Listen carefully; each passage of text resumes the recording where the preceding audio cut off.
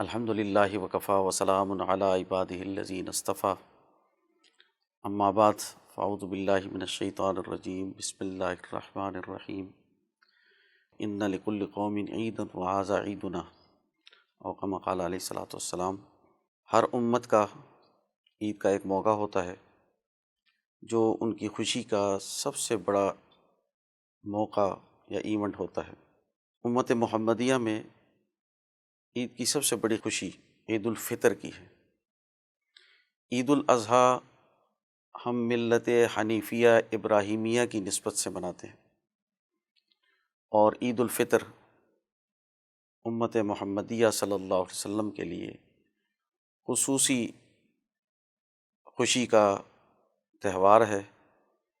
اس لیے حضور صلی اللہ علیہ وسلم نے فرمایا، ان لکل قوم عیدا وہذا عیدنا، کہ ہر قوم کی ایک عید ہوتی ہے اور ہماری عید یہ ہے۔ اس عید میں دو بڑی اہم خوشیاں جمع ہیں۔ ایک تو رمضان المبارک کے روزوں کی۔ سن 2 ہجری میں جب رمضان المبارک کے روزے فرض ہوئے تو مسلمانوں کے رمضان المبارک میں یہ پہلے فرض روزے تھے جو انہوں نے رکھے، اور روزوں کے حوالے سے 3 اہم عبادتیں جمع ہیں: روزہ رکھنا، قیام اللیل کرنا، اور لیلۃ القدر کی تلاش۔ ان تینوں پر جو لیلۃ الجائزہ ہے، انعام کی رات، وہ عید کی رات ہے، اور یقیناً انعام اور خوشی کا دن وہ عید کا دن ہے۔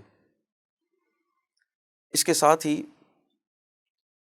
اسی موقع پر جنگ بدر بھی لڑی گئی، اور جنگ بدر مسلمانوں کی سب سے بڑی فتح تھی۔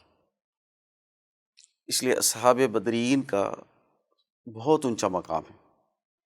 اصحاب بدرین کا جماعت صحابہ میں بہت اونچا اور یونیک مقام ہے، اور اس کی وجہ یہ تھی کہ اس جنگ میں مخالف طاقت، دشمن طاقت، مشرکین مکہ، ان کی کمر توڑ دی گئی۔ 70 سردار قتل کر دیے گئے اور 70 سردار قید کر لیے گئے۔ یہ جو 70 سردار تھے، یہ بہت بڑے لیڈر تھے۔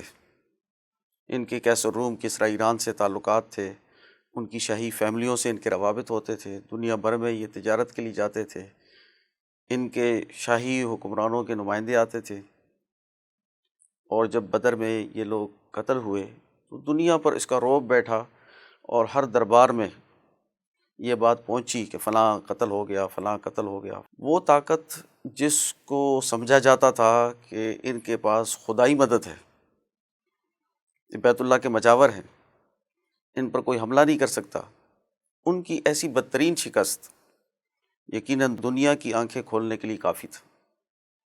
اور یہی وجہ ہے کہ مین جو بنیادی ہماری جنگ ہوئی ہے وہ بدر کی ہے۔ احد میں معاملہ برابر سرابر رہا، خندق میں جنگ نہیں ہوئی باقاعدہ، صلح حدیبیہ میں صلح ہو گئی، فتح مکہ میں بغیر جنگ کے فتح ہو گئی۔ تو دشمن کی طاقت جو ٹوٹی ہے وہ بدر میں ٹوٹی ہے۔ اس لیے مسلمان سب سے بڑی خوشی کا موقع، حریت اور آزادی کا، غلبہ دین کا، دشمن کی طاقت کے ٹوٹنے کا، یہ عید الفطر کے موقع پر مناتے ہیں۔ آپ سب کو عید کی خوشیاں مبارک ہو۔